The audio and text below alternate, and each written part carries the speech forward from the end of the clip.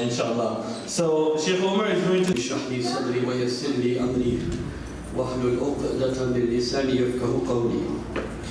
اللهم أرنا الحق حقا وارزقنا اتباعه وأرنا الباطل باطلا وارزقنا اجتنابه. آمين يا رب. So today I want to give a template of what is a normal relationship. And then I will proceed after that. So let me first start by mentioning, they did these studies, right? In which they looked at how little boys, like 7 years old, 8 years old, when boys are in their natural state, how they talk.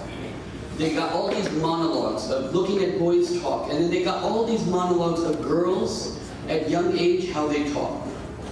Keep this in mind as I move forward. Now, what is a normal relationship between a husband and a wife? It is always the wife. Let me put it this way. That, the Prophet ﷺ, was he the one seeing the problems, or his wives were seeing the problems? In the relationship of husband and wife. The wife. That's their job. The job of the wife is to point out the problems and the issues of the world, or in her house, in her situation. Okay? And this is very important because, you see, girls want to communicate. And whenever there's a conflict between the husband and the wife, what do generally the guys do as a response? She wants to say something, and the guys, sisters, will try not to engage. Do you know why they will not try to engage? Because they feel like if I told her what I really feel like, what will happen? It'll create a bigger conflict, so it's better to stay quiet. The wife wants to communicate, and the guy will say, if I communicate, it's going to make a bigger problem. So the guys don't communicate. That's actually the wrong response from the guy's side. So I'm going to talk a little bit about what is maybe a more proper, a more sunnah-oriented response. Because the Prophet ﷺ always engaged his wives, even in difficult conversations. To not engage your wife will just get them more upset, and they'll try to engage with you even what? More. If you don't talk to your wife, and she's upset, she's going to talk to you what? More. And you're going to do the same thing. You're going to try to ignore the conversation. And you're going to be forced to talk to her at some point. So it's better to be prepared to talk to her from the very beginning. Number one. Number two, this is very important, that women, guys, sisters, I want you to know this about men, guys are goal-oriented. So for example, let's take a scenario. The wife has a flat tire. She calls her husband. She says, I have a flat tire. Guess what's the first thing a guy will do? All these guys, they're all thinking the same thing. They're all thinking, we're going to tell our wife to open the trunk, take out the tire, and how to fix the tire. Isn't that what you're all thinking? Yeah. What else is there? That's not what they want to hear first. That's not what they want to hear is, oh, I'm so sorry that you're suffering. I am so sorry that you have to go through this. That's the first thing a wife wants is an emotional connection. And it is so amazing from the Quran that when I look at the Quran from this perspective, these studies that have been done on this issue, Allah subhanahu wa ta'ala talks directly to two women in the Quran. The mother of Musa and Maryam. What is the first thing that Allah subhanahu wa ta'ala tells Maryam? Now Allah wants Maryam to do something, which is to move the trunk of the tree. But what does He tell her before that? And Allah only did this in the whole Quran, only for women. Allah tahzani, don't be sad. That's the first thing Allah said. Allah made an emotional connection with women before telling them move the tree. Right? When Allah subhanahu wa ta'ala describing the heart of the mother of Musa alayhi salatu wassalam, when He describes her, أَصْبَحَ فُؤَادِ مُوسَى فَارِغًا, she found her heart empty. What is the first thing Allah tells her? Allah wants to tell her, when you see that the army is coming to kill Musa, put Musa in the, where? In the river. What does Allah tell her before that? Allah tahzani, don't be sad. Don't be sad. It's the first thing Allah does. So the first thing Allah does with women in Quran, when Allah is talking, because when Allah talks directly to the men, Allah tells them, okay, this is what I want you to do. Ya ayyuhal muzammil, qum. Ya ayyuhal mudaththir, qum.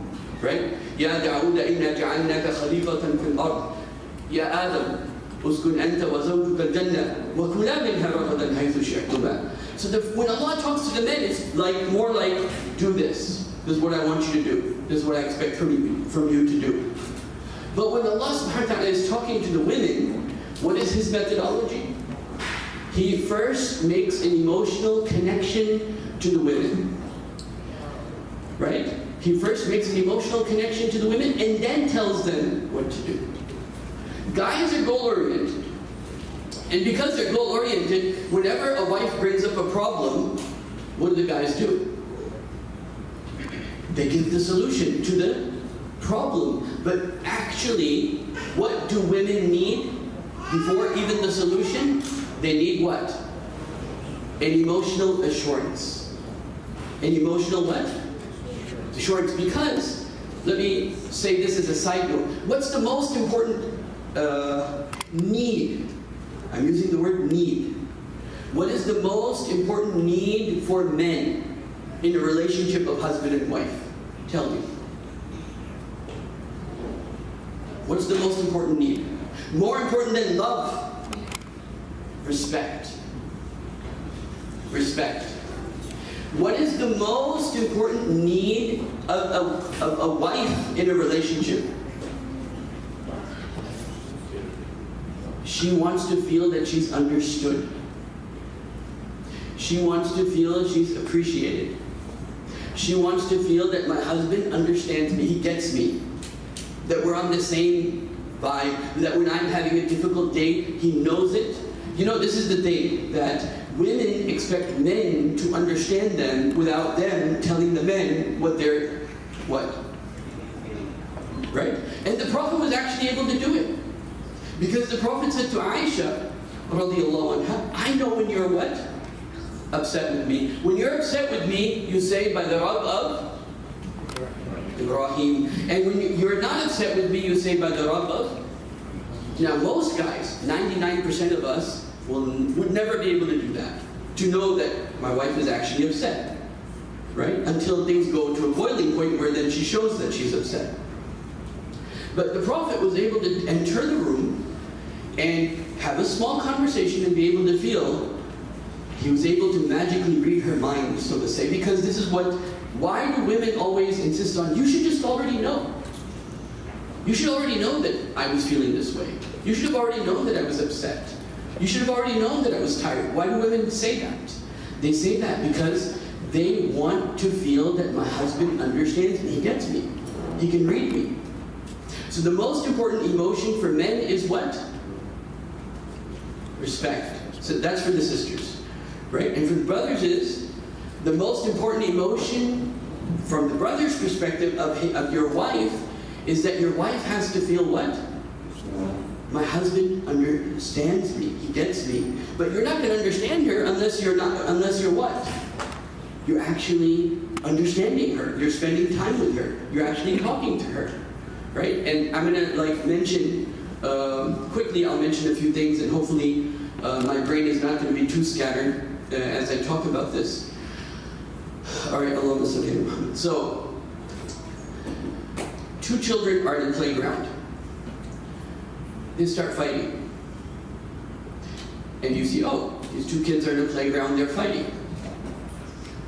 30 minutes later, those two kids are doing what? Playing. Why? Forget. Why do they choose playing over fighting?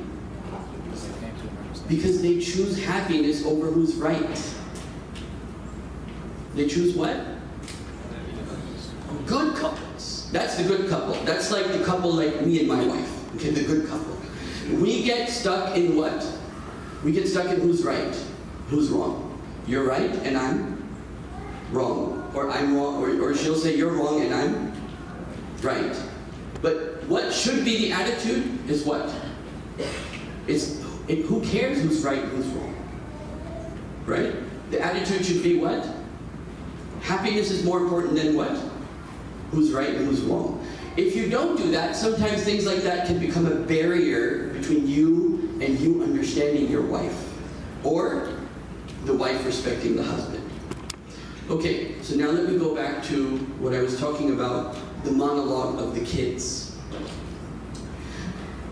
So they did these studies in which they were looking at how boys talk to each other, right? And why I found this interesting, particularly me, because it seemed to fit with the Islamic ethos, the Islamic view of the world, and the Islamic view of mankind. And also because when people are children, they're on fitrah, they're closer to nature. So if you study little girls, how they talk, and if you study little boys, how they talk, it'll give you an insight to something very deep about human nature. Before I tell you about this study, I'll tell you about another study that I think is very important. One of the top 50 studies that they ever did in the field of psychology, the top 50 studies, was that they gave trucks in cars to the girls. And what were they expecting the girls to do? Take the trucks and the cars and to do, what do the little boys do? Trucks and cars. Smash them, right? That's what they do. And they gave dolls to who? To the boys. Do you know what happened? The boys took the dolls and started smashing them to each other. And the girls took the trucks and made them into their what? Babies. I'll remind you of a narration of the Prophet ﷺ. The Prophet enters the house of Abu Bakr. And he says to Aisha, what is this? And she said, these are babies. Because she was what? Playing with the babies. And in amongst the babies, there was a horse with the wings, 2 wings. And the Prophet said, what is this? And she said, don't you know? This is the horse of what? Sulaiman. Even though that's wrong, but the Prophet didn't correct her, by the way. That was, I don't want to go into that right now. But the Prophet said, oh, that's interesting. He was able to come down at her level and look at things from her perspective. But I was talking about that Allah subhanahu wa ta'ala has, if you even give a group of girls cars, what will they do with it? Make it into babies. You cannot, and sorry, I have to say this because one of the biggest enemies I have in my life is the concept of liberalism and what it stands for. Okay? You cannot run away from your anatomy. You cannot run away from your biology. You cannot run away from your hormones. Allah subhanahu wa ta'ala has little girls pretending that they're having babies and growing babies when they're still babies themselves for a future what? For a future time. It's embedded. And guys, they're embedded to behave differently too. You give them a bunch of dolls, what are they going to do? Smash them. Because that's what men do. They defend their territory. They establish their territory. They get ready for wars, so on and so forth. So Allah subhanahu wa ta'ala has made this system in place since our childhood. We are caged in this. You cannot run away from it. You can't run away. See, I find it as a big problem when people think they can run away from their biology and become something outside their autonomy, their own biology. It's not possible. Now, of course, nowadays they'll take medicine and change and so on and so forth. It's a separate issue. But let me come back to where we were. Now, when they studied a bunch of boys in these monologues, and they studied a bunch of girls in these monologues, what did they find? What is the first sign amongst girls? Sisters, you should try to remember when you were really young. What was the first sign of friendship amongst little girls? What's the first sign of friendship amongst little girls? You know what it was? It was putting their hands into the ears of their girlfriend and telling her a secret. You ever remember that? Because girls like to share. Girls what? And they love to share communication, and they like to share secrets. For them, that's what it means to be a best friend. For them, to mean a best friend means that I can tell her, or I can tell him, meaning my husband, my what? My secrets. That's really fun for girls. Okay? What's the thing about boys? Now, I'm going to give you one monologue, a reading of a monologue for the boys, so it becomes clear. So, 4 boys are sitting together, and they're talking to each other. So one boy says, I can kick the ball to the roof of the school. And the second boy says, I can kick the ball to the sky. And the third boy says, I can kick the ball to God. What does this tell you about the nature, the fitrah of men, the boys? They're competitive, right? They think in hierarchy. This is why I'll give you an example, okay? When a wife says to her husband, vacuum the house. What? Vacuum the house. Now the husband has to convince himself, this is my idea, because because guys think in hierarchies, right? So I'm the boss, so why is she telling me what to do? Girls, this is true, okay? So I'm going to tell you a very big thing here. Girls think in terms of sharing.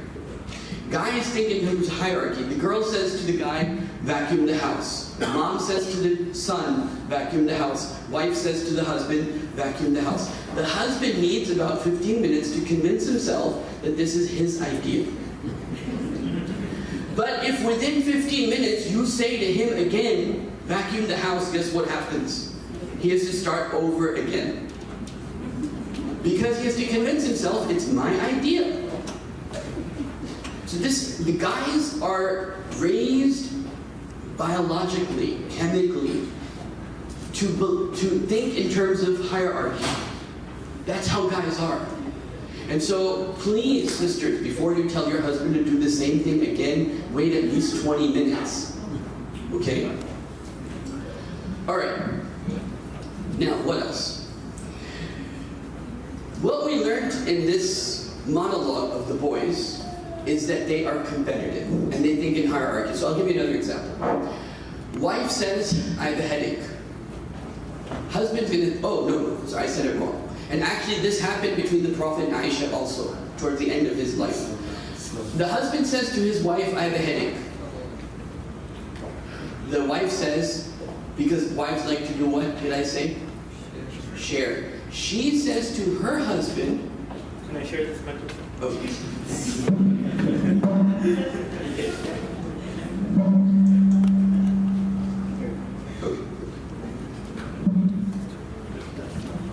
Okay. So, wife comes home, she says, I have a headache. No, sorry. Husband comes home, he says, I have a headache. What do wives do? They like to what? Share. Just remember this. But guys think in what? Hierarchy. So now, the husband comes home, he says, I have a headache. The wife also says, I have a headache. What is the guy going to think? She's nullifying mine. She's trying to put one over me. Because I got a headache, so she said what? So that means your headache is okay, it doesn't matter. That's how, who will read that? Guys. How will girls read it? I'm just sharing. I'm just sharing. We had something in common, I'm just sharing. So, there's another thing the Prophet ﷺ said very beautifully in describing the nature of women and their communication, and that is that women generally, not all the time, because just as there's many different types of men, there are many different types of women, so it's important to generalize, where people say, don't generalize. No, it's important to generalize because without generalizing, you can't come to an understanding. But generally, the Prophet, let me see what the Prophet said.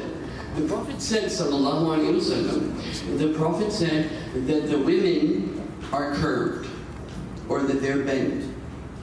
their ribs are bent, right?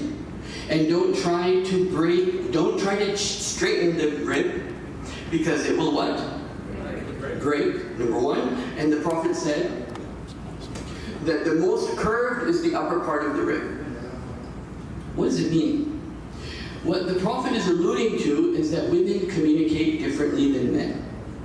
And you have to understand that. And you should not change your wife from being who she is to something else, because if you do force it, what will happen? She'll break. She cannot become a man for you. She wants you to understand her mystically. And she wants you to understand her without saying things directly to you. This is what it means that when awraj means curved. You know how women are curved? Allah created women in a curve, right? You get that, right? So their conversation is sometimes curved. If your wife says to you, "Would you like to have an ice cream?" What is she really saying? She's saying, "I want an ice cream." Right? So they don't necessarily say things in the same way guys say things. And this is one of the things that the Prophet ﷺ is alluding to, because the guy gets frustrated and look, if you have something in your mind, say it directly to me. But he's asking her to become more like a man, and that's not good. If you do that, you'll break her. You can't expect her to be like, that's where the attraction is. The attraction is there because men are men, women are women. Now, let's move forward. What did I say so far so that I have my thoughts aligned? I talked about what's the general framework, right? Generally, the wife, you like to call it emotional. Okay, we call it emotional. I think of it in a different way because it's all happening in the brain. Logic is in the brain, and emotions are also in the brain. So emotion is a form of logic, by the way. Emotion is a form of logic. Because if there was a bullet shooting at you and you were to logically think about, okay, what should I do? You'll be dead by the time you come to an answer. So emotions are themselves a form of thinking. Anyway, I don't want to go into that right now. So the women have a different form of thinking, men have a different form of thinking. That's what I was trying to say. So in a conflict between the husband and the wife, in a conflict, the wife wants to do what? What did I say girls like to do? Share. And they like to say, well, this is not done, and this is not done, and this is not done. They are what? Sharing. She wants you to do what? Share back. But what do guys do, generally speaking, when the wife comes after you and says, this didn't happen, the guys are going to do what? They're going to shut down.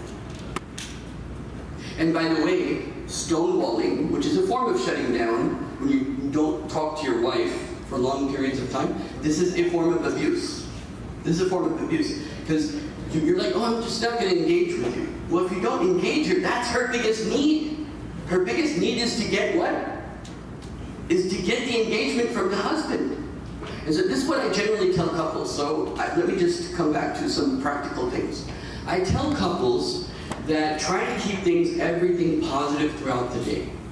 But have a certain time, a slot, 20 minutes, 10 minutes, whatever it is, where you can talk about all the negative things you want. But it's only in that what? Only in that time. And when a sister wants to nag a husband, she has 5 minutes. You want to yell at your husband? Okay, start the timer. You got 5 minutes.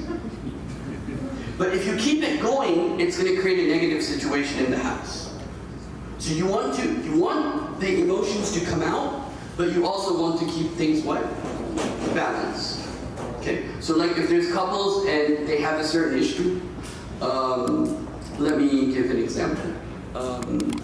I'll give one example. So let's say there's a husband and wife. The husband cheated on the wife. Okay.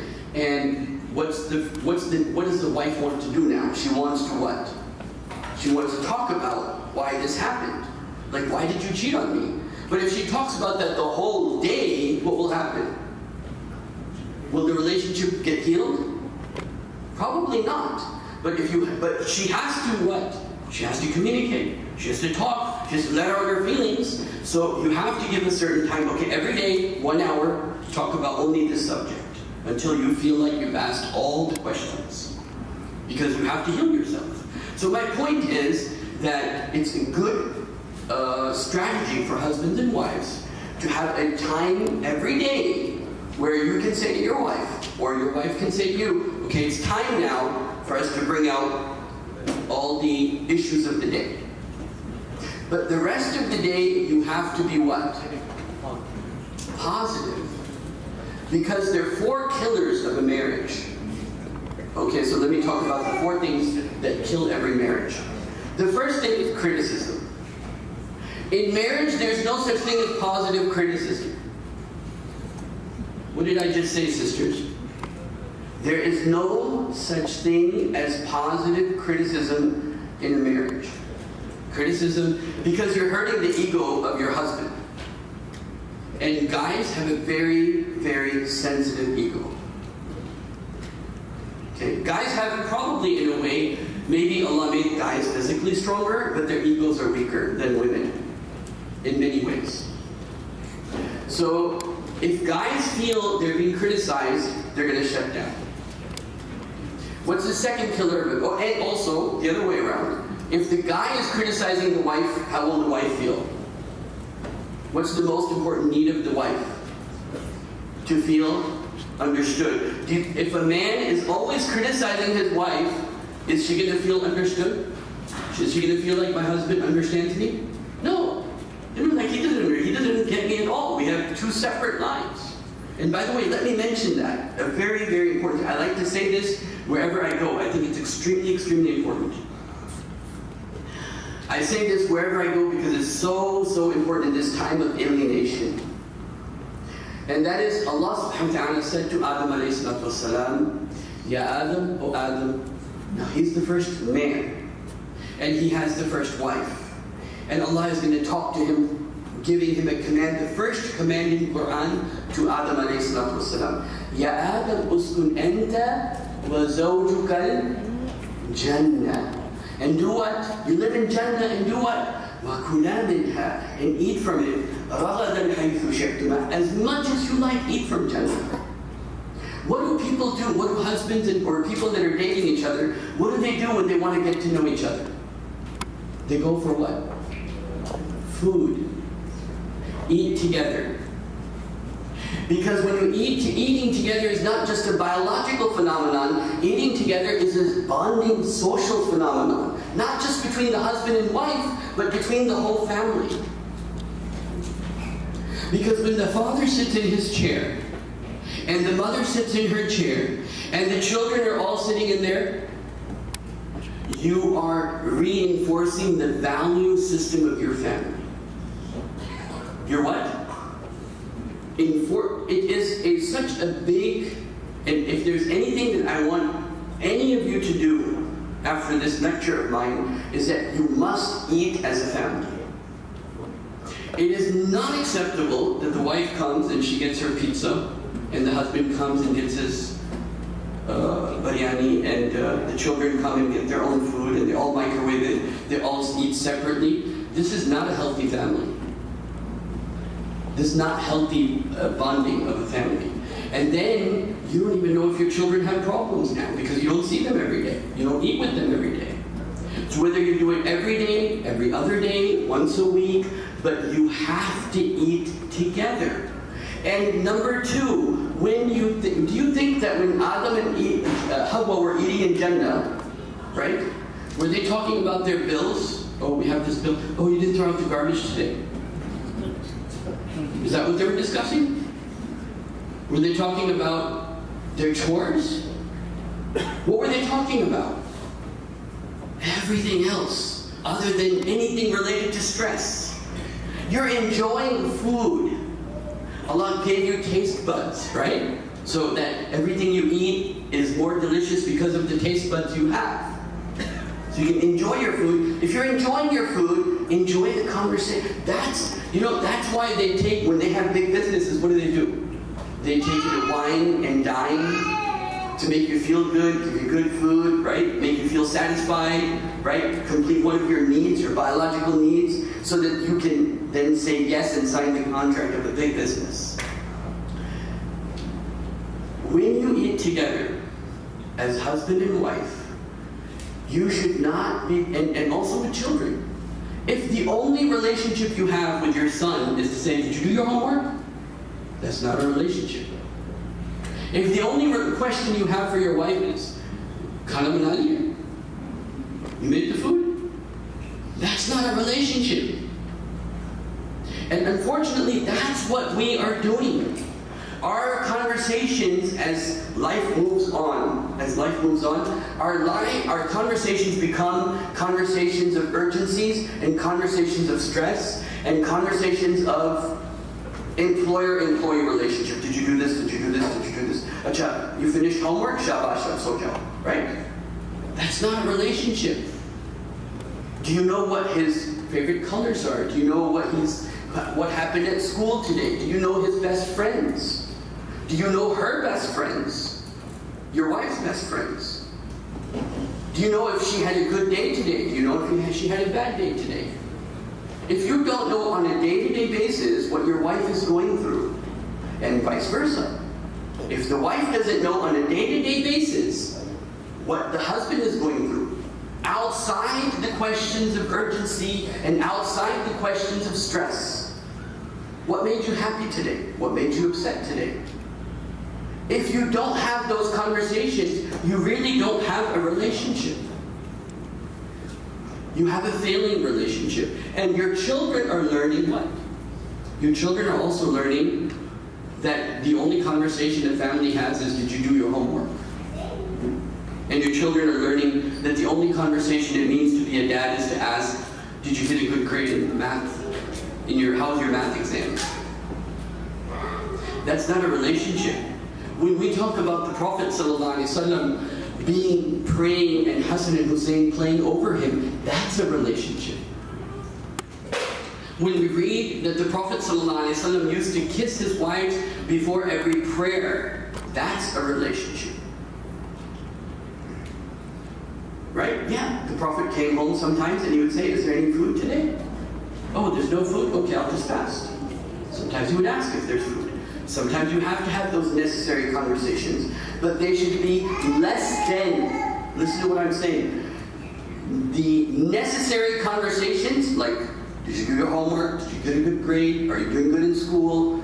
You know, did you take the kids to the doctor? That should be less than 20% of your conversation with each other. Less than 20% of your conversations with each other. Now, where do you start? How much time do I have? Another 10 to 12 minutes. 10 to 12 minutes, okay. So, I was saying that there are 4 things that kill marriage. Before I come to that, no, okay, let me go over this. So number 1 was what? I only mentioned 1. Criticism. If you criticize your wife, and by the way, for anything you say negative, you should follow every bad deed by a good deed. That's what the Prophet said, sallallahu alaihi wasallam. Statistics tell us that you should follow every negative word with 5 good positive words. Because people don't forget the negative things, they forget the positive things. So the things that are good in your marriage, you don't remember. And the things that are bad in your marriage, it's hard to what? Forget. And that is why Allah subhanahu wa ta'ala perhaps said, Asa an tuhibbu shay'an wa huwa sharrun lakum. Perhaps there's something you love, but it's bad for you. And perhaps takrahu shay'an, you dislike something, but it is what? Khayr. Because so that you force yourself to think in that direction. Because it's easy for me to remember all the things that are negative that happened in my relationship. But it's harder for me to remember all the positive things in my what? So I have to make an effort. You have to, and I have to, and we all have to make an effort not to be thankful, to look at the positive. They did this big study on when do women, this was a study on women, when do women tend to cheat on their husbands, which is a very big growing phenomenon now, especially in the West, as you know. So when do women cheat on their husbands? You know what's the first thing? when the wife begins to compare her husband with other people. And when the wife becomes she doesn't see the good he does, she only sees the bad he does. And the truth is probably the other way. Because the Quran says, maybe if you have to, when you're in marriage, you have to look at the positive aspects, and you should never compare your husband with another what? Man. And you should never compare your wife with another what? That is, in some ways, a very disrespectful thing to do on both sides. Well, sometimes wives will be arguing with their husband when they come to me in counseling, and she said, well, our neighbors do it. Your best friend does it. That has nothing to do with this marriage. Every marriage is different. Every marriage has its own chemistry. And you can never compare one marriage to another marriage. It's impossible. Every marriage is completely different. There are many reasons for that, which I can't go into. So the first is criticism. The second, which is the result of a lot of criticism, is condescending attitude. When you look down on your wife, like, oh, she's nothing. My wife, she does nothing for me. Or my husband does nothing for me. And unfortunately, there's a side point to this that I want to talk about, which is that we live in an age that sometimes to some level, with the young kids.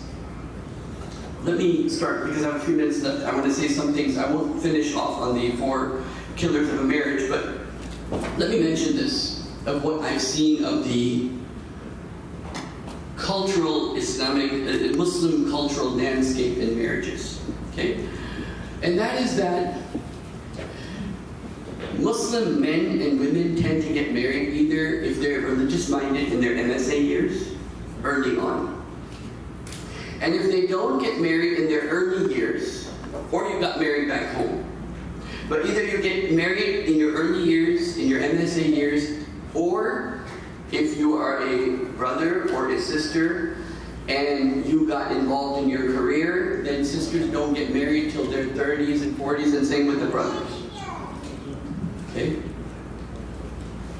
And so this is, what is happening is that when people actually finish their studies, their bachelor's or their master's, if you've gone to that time, actually that point is the time where very few marriages happen. Because as soon as somebody has some amount of money, what's the first thing men do and women do? They'll get a house, now they got their mortgage, they get busy in their career. And so this is the trend we're seeing. Either they get married young, or they get married in their 30s and what? And both of these could be a negative thing. It's especially the other one, where you get married in your 30s and 40s, is a very bad trend that we have in the Muslim community. It's a very bad trend. Because the Sharia wants, the maqasid of the Sharia is to make marriage as easy as possible. And so this is where the parents have to make some sort of sacrifice. What I suggest to parents, and we can open up this for discussion, is that let your son and some daughter get married. Have nikah, let him go through school. Let her go through school. The parents are taking care of her anyway, and the parents are taking care of him anyway. Let them get married. At least their eyes will not be running around, what? While they're in school. There'll be two people, young people, committed to each other. The other big problem we have that I want to talk more about, because this deserves a whole lecture. There are 5 basic reasonings behind this, but what's happening with the brothers, the young upcoming brothers, the ones that are in their 15, 16, 17, 18, 19, they want to get married, but they're completely unmotivated. We have a phenomenon where men can't keep their jobs. We have a phenomenon where guys don't feel ambitious compared to the sisters. And the sisters are much more mature at a younger age. So if you have a 19-year-old boy and you have a 19-year-old girl, the tendency is the girl at 19 is more mature than the boy at what? But Islam wants you to get married early, but the problem is she's more mature than the husband. And the husband's fooling around with his friends, and she's waiting at home like, okay, wait, we were supposed to do something important. So you have unmotivated boys who are not marriage material right now, a lot of them. And you have girls, what's the problem that the girls are facing is that they're on the edge. What do I mean by they have a certain stress level that's unprecedented. They think that if they get in any relationship, it's not going to work. They come into a relationship with the attitude like, oh, my marriage will be like my parents, and my parents' marriage wasn't so good, so therefore I'm doomed. I can go further on this, but girls are on the edge, and girls are more successful. Girls are more successful in career. Girls are more mature, more earlier. Guys are unmotivated. Their grades aren't as good. They don't want to pursue studies and careers in their lives. They're just not motivated.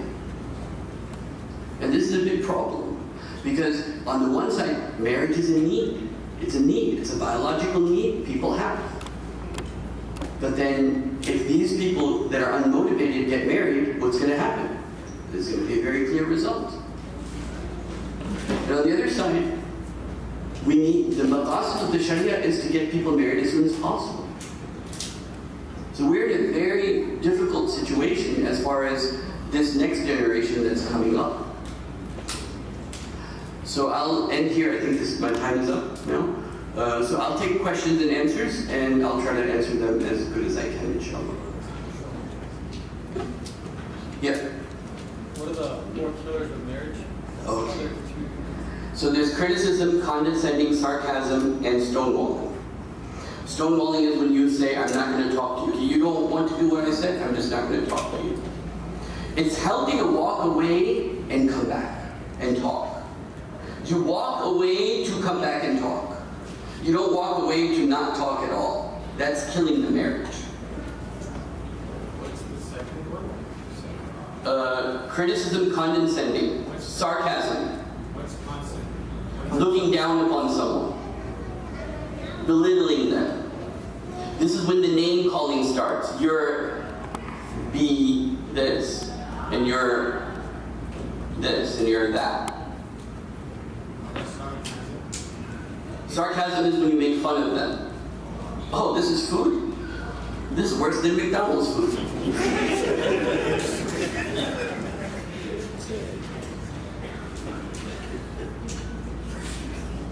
Jeff, someone asked me to ask you a question. Okay. So he said, Mom, I want to get married. How do I proceed? You tell, well, this is what I used to tell kids. If it's a brother or a sister, you tell your parents, look, if you don't help me get married, I'm going to do zina.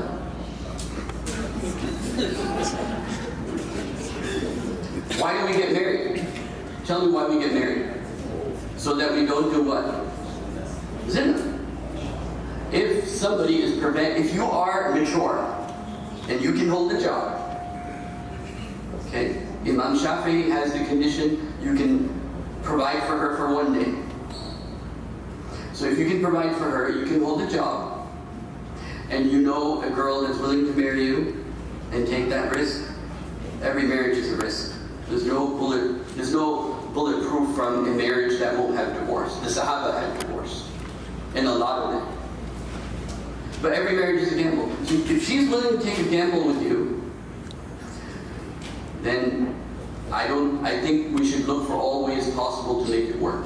And by the way, I will tell the older parents, if your daughter comes to you and says to you that I know a boy and I like him and I'm going to marry him and you can't stop me, I'm sure all of us have seen cases like this, where the boys and the girls have decided we're getting married, and it doesn't matter what the parents say, what's going to happen. I'm going to tell you, majority of the time the parents are going to lose. So what should you do? You should take control by saying yes. Let me meet him and her, and let me meet their parents. And when you meet their parents, you can set your conditions. Okay, you can marry her when you finish this school, and when you finish this, and when you finish that, and if he happens to meet those conditions, then okay. You're in a more powerful position if you go with the flow. Because in this time and age, you're not in this place, you're not going to win your kids. And the reason for that is because of a big topic I didn't get a chance to talk about: alienation. Right? Parents, husband knows nothing about the life of his wife, and the wife knows nothing about the life of her husband, and the older brother knows nothing about the life of his younger brother, and the younger brother has no idea about the life of his sister. They come home, they go into their rooms, they shut their rooms, they're living together, but they're not together.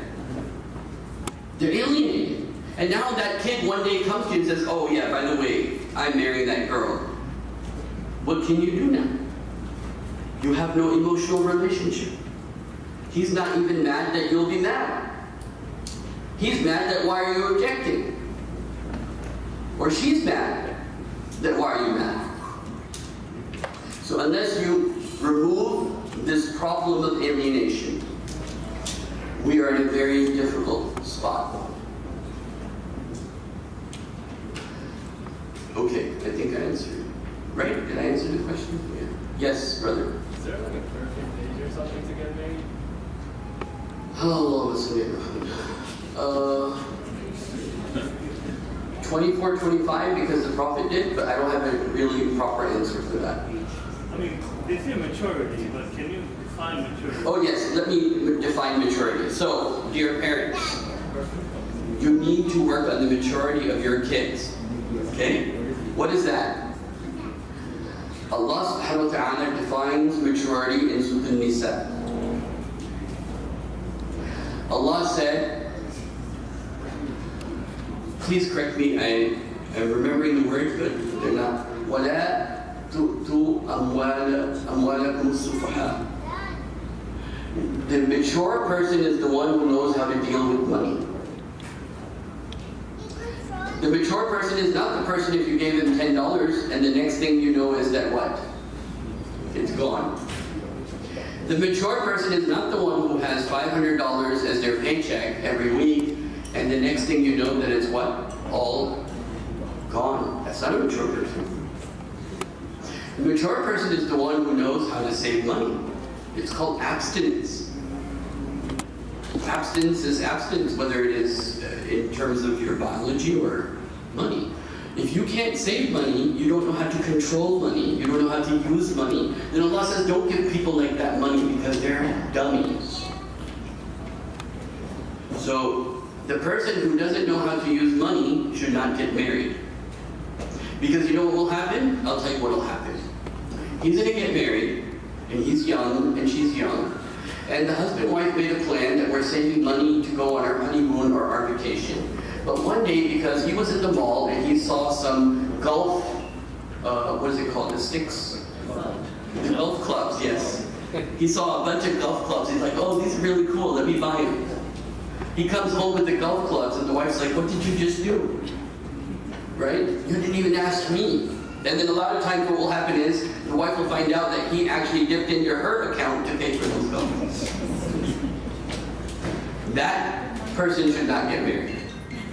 The person who does not know how to use money should never get married. But if he's 19 years old, and he knows how to save money, and he knows how to keep a job, and he's emotionally intelligent, he doesn't say, I'm going to quit my job because my boss just got upset with me. Then maybe that person can get married. Yes, brother. I was wondering from your experience in going around in the communities, what do other communities do as a community base to facilitate marriage for those who are basically not able to or doesn't know how to? Is there any programs or committees or things that other communities have been doing and successful that you can share with us? Yeah, this is a very good question. The brother asked, what do other communities do to facilitate marriages? And my answer is nothing. Now, this is what happens. I'll tell you why. Okay, I don't know if this is specific to the Desi community, but this is what happens. No one wants to marry their daughter or their son to the people in the community. So I get calls from New Jersey or from wherever. Can you find someone for my daughter? There's no one good in our community. Really? They're all the same everywhere. I mean, there's no difference. You know, if you take 10 people from this community and 10 people from the Chicago community and 10 people from the New Jersey community, you're gonna get the same average. Right? All things being said. But no one wants to marry somebody in their own community. You know why? I'll tell you why. Because we're embarrassed of ourselves. We're embarrassed of ourselves. And we're not open about our problems. And we're not open about the things that every family now has problems. There's not one family that doesn't have problems. Every family is suffering something. Every family knows about other people that are in their family suffering. But we're just not being honest, and we're not having honest conversation with each other. And so, let me marry my daughter to somebody that they won't know her, and you know, it's like a fresh start. My daughter needs a fresh start. But there's no fresh start, because we live in a very globalized world. Everything is interconnected.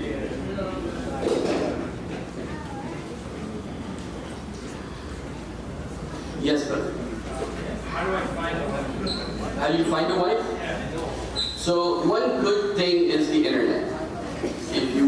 As long as you have a good filtering system, if you're busy, right? There are different ways, right? So ideal is you know a brother, and you and that brother and his sister or your mom or your dad, they can help you. Now this is one of the problems between the pre-modern and the post-modern. Pre-modern, the parents knew more people than the kids. So if I was a dad living in my village, let's say in Pakistan, right? I'm living in my village. I have my sons. I know more people than who? I know more people than my kids. I know this village, I know that village, I know the village in the other city, I know the people in this place. I know more people than my children. I can get them married. Now what the problem is, in this postmodern world, the problem is the kids generally know more people than the parents, and the kids don't trust the parents. And there's other issues. And by the way, I want to make this statement so it's very clear. To me, it is a sin to marry a Christian white girl when there are Muslim girls that need to get married. And don't tell me that the girl that works in McDonald's is a good Christian. What do I mean by that? She doesn't go to church, she's not chaste, she's had boyfriends before, and you're going to say, oh, this is the Ahlul Kitab girl Allah allows me to marry? No. Unless she doesn't have a priest, a sheikh, meaning her priest. She doesn't have a sheikh. She's not going to church every Sunday. She's not chaste. She doesn't believe in the morals the Bible tells her to establish. How is she a person of Ahlul Kitab? She's not Ahlul Kitab. She's just a secular lady. Everybody will say, yeah, okay, I believe in God. I guess there is. But if you don't believe in your book, you're not Ahlul Kitab. Ahlul Kitab means you believe in your book. It means you go to the church. So for me, it's a double sin. Number one, you're disobeying the commandment of Allah and misusing the commandment of Allah to marry the person of the book. Now, if you already did it and you didn't know what I just said, that's different. Okay? But I'm saying for the young crowd that you need to look to get married to Muslim girls. Because I've seen so many issues that pop up. I mean, I could do a whole lecture on just people that have come to me after being married and after you know what happens? Okay, fine, this is a long conversation, but this is what happens, okay? I've been married for 10 years. I'm going to give you an example of a lady, Muslim lady, who married a non-Muslim man. And the same thing is true about a Muslim man who married a non-Muslim what? Lady. Now, number one, for every marriage, there's a chance of a divorce, right? Okay.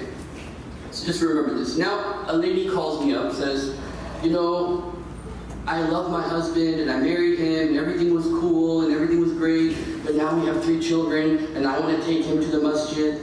I want to take the kids to the masjid and he wants to take them to the church. Do you think that will happen? Yes.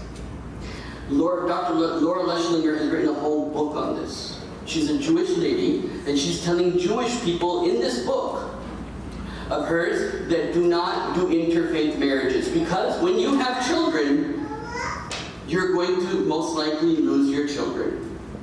And then what do the parents decide? Okay, you will go into the church on Sundays and you'll go to the masjid on Fridays, some arrangement like that, and the kids, they're just even more confused. So you marry somebody outside your faith, you're putting your next generation and the generation after that, the whole on risk. And it's not worth the risk for people that care. And then of course, if they get divorced, that's a whole mess, because it's very, very rare for a divorce to end positively. Very rare. And when it goes to the court system, generally what I've seen is the kids either getting traumatized or negatively affected, and they don't want to have anything to do with religion. So don't marry a blonde white girl that never goes to church. Just marry a Muslim girl. Yes? From your experience seeing different communities, do you think the masjid can facilitate something? Yeah, absolutely. I think we should, once a year or twice a year or every 3 months, there should be kind of like some sort of system where the parents bring in their daughters and their sons and they have some sort of application and the parents meet each other and the children also can meet each other at a certain point. There has to be somebody like you has to sit down and formulate the filtering system of how that would work. And there has to be some sort of understanding that in the end, it's not the masjid that's going to decide, right? It's the parents that are going to decide and they have to take that responsibility, or the children are going to decide and they're going to take that responsibility. But I do think the masajids should facilitate marriages, yes. Is there a program similar to this that is running successfully that we can... No, but it's possible. ICNA does it once a year, and I don't know how successful they've been. If somebody knows about that, then they can share that, inshallah, with the community. Yes? I have a question about the parents. Should the parents keep a strict order in marrying their children, like we have 4 kids? So we should... No, don't keep a strict order. No. No strict order. Oldest daughter is not married, youngest son got married, it's okay. It's taken as bad because we stigmatize this. We stigmatize it. Yeah, it's good. If it comes in order, it's good. Alhamdulillah. But if there's a clear opportunity to marry like the other daughter, right? Like what does the Quran say to Musa? Shu'aib says, here's my daughters, marry any of them. Older, younger, it's fine. Sisters might have any questions? Yeah, sisters have any questions? If sisters have any questions, I'll take a few questions, I guess.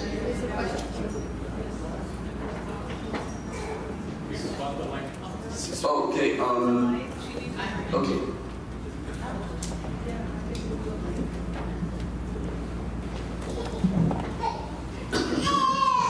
Assalamu alaikum warahmatullahi.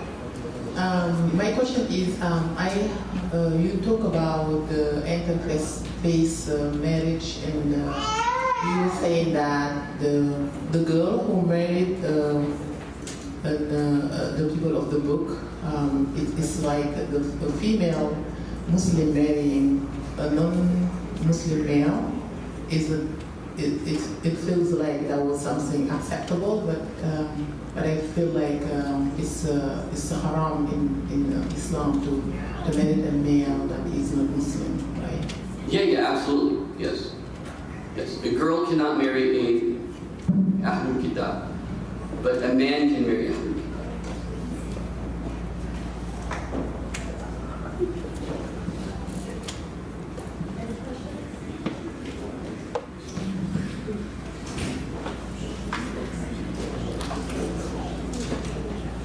I guess I'll throw a question. what are your thoughts on how families like suggesting to marry your own cousins or like relatives? And then what are also your thoughts on people marrying out of their Muslims out of their race? They're both difficult questions because of what we see statistically. Marrying within your cousins, it's taboo, and a lot of times children grow up believing in these taboos. So a lot of times now, I'm talking about the US grown kids will be like, she's my sister, I don't want to marry her. But if a cousin is okay to marry another cousin, and as long as it's not prolific, what do I mean by that?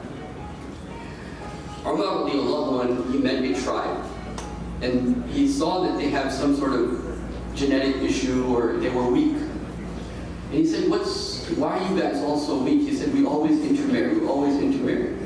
Umar said, don't do that. So that was the ijtihad of Umar radiallahu anhu. So it's okay within Sharia to marry within your cousins, but if it becomes too rampant, it's going to be negative. Number one. Number two, marrying outside your race. It has positive aspects and it has negative aspects. First of all, anyone that grows up in America, they're more American than they're anything else. They're more American than they're Egyptian, they're more American than they're Pakistani, they're more American than they're Bengali, they're more American than any other race. So in that sense, they all share the same culture. Okay? Now, it becomes more complicated if you're here and the guy or the girl is coming from there, meaning from Pakistan or from Egypt or something like this. It becomes more complicated. My experience is that those marriages generally can run into big problems. Because why?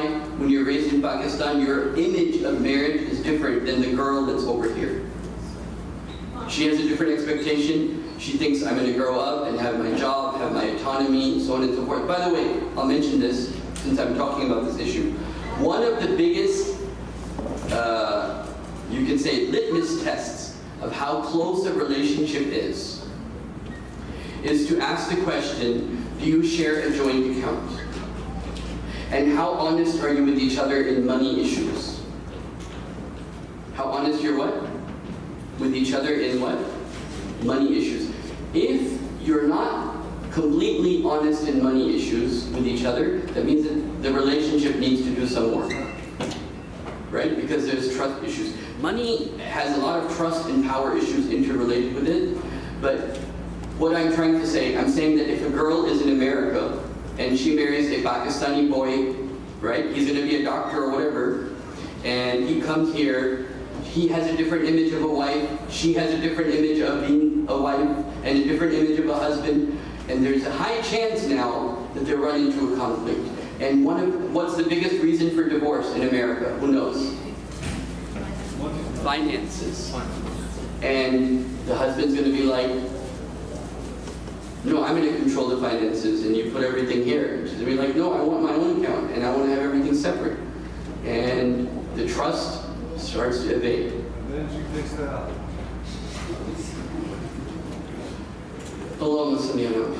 Any other questions? 3, 4 questions? Okay, well,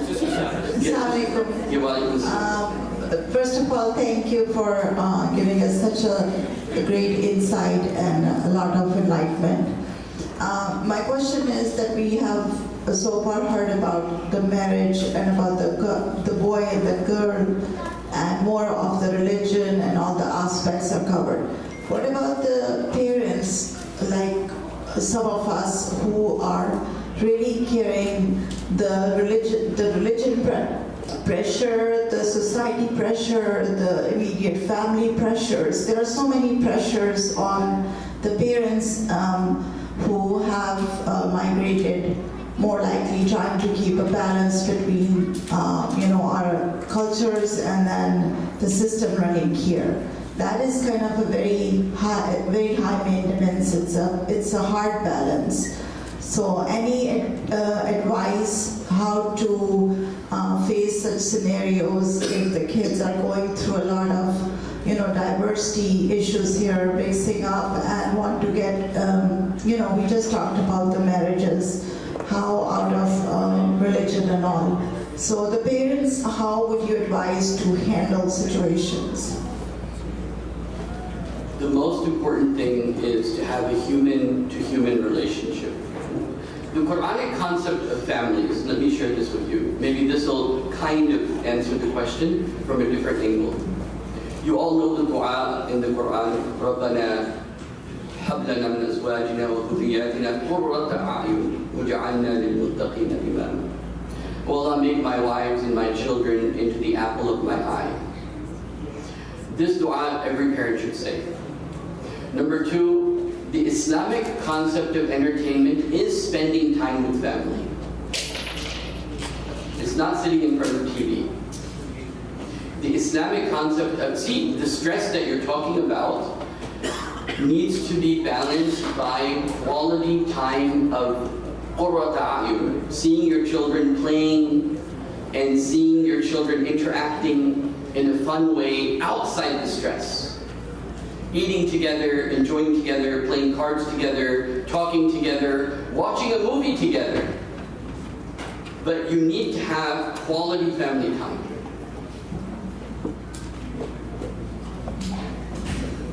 Outside the stress, yes. We have another question, sisters. How involved should parents be when it comes to two people talking for the sake of marriage? Is it wrong for parents to reject proposals without asking their children first? It depends upon the relationship. If your child trusts you, then reject 100 relationships. If your child doesn't trust you, and you see that my child doesn't trust me, over here I'll make a point that remember how Yaqub alayhi salatu wasalam knew and understood how the other brothers are jealous of who? So he understood his kids. Most parents wouldn't even see that one child is jealous from another child. And so having your pulse on your children and understanding that if I make a unilateral decision without asking my children how they'll react, this is on the parent to know their children so that, but the general rule is what? Is to take shura. Is to take it. And the other thing I'll say to the parents, it's very important, start talking about marriage now. So it's not like a big surprise when it happens. You already, okay, when you find somebody you like, will you tell us? Try to assure them that you'll give them a process and a fair chance, right? That if you like somebody, tell me, and we'll go to their parents, and we'll, unless it's, you explain to your child that unless it's very bad, I'm not going to say no. This is your life. You make the choices. This is your life, right? You have to role play the possibility of proposal before it comes, so that when it does come, that boy or that girl has in their mind, okay, this is what my parents are kind of going to do, right? There was a time where, mothers would ask their sons, what type of girl do you like? So I'll start looking. Because then there's a certain anticipation. Okay, if I tell my mom that I like this boy, and you've already told your daughter, if you like a boy, tell me. I'm totally open to it. That attitude is better than a harsh attitude, let's put it that way. Right? Because if she tells you, the best thing you can have in your life is your children that come and tell you their problems. Yusuf alayhi salatu wasalam, when he had that dream, remember? He came to his dad. He didn't have to go to his dad, he could have gone to his brothers. But he goes to his dad, he says, Ya abati, oh my dad, inni ra'aytu ahada ashra kawkaba wa shamsa wal qamar ra'aytahum. And then he says it again, ra'aytahum li sajidin. I saw them bow down to me. How can these things be bowing down to me? Right? So he had this open relationship with his dad. You have to have an open relationship with your kids. You have to trust that Allah will allow them to make right decisions. You cannot make decisions for them. This was supposed to be about marriage, but okay. Yes. Yes. So when you do like interested in someone, what questions should you ask them? Oh, that's a whole. It's a very long conversation about what questions to ask when, like, premarital counseling or premarital marriage questions. This is because people do not ask the right questions. People do not. 99% of the time, people do not ask the right questions.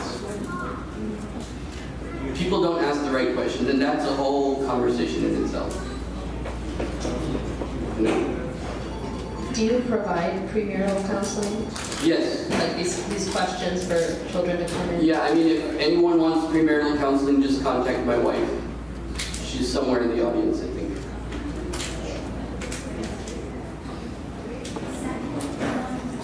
Hello, Miss Samira.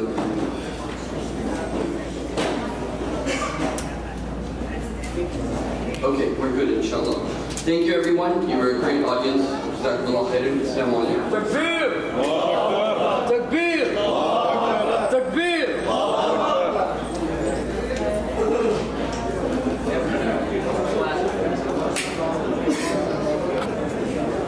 Jazakumullah khair, Sheikh Omar, for your advice and for your lecture and for your Q&A session. May Allah subhanahu wa ta'ala reward you. I hope you all benefited from these sessions, inshallah. At this point, I would like to call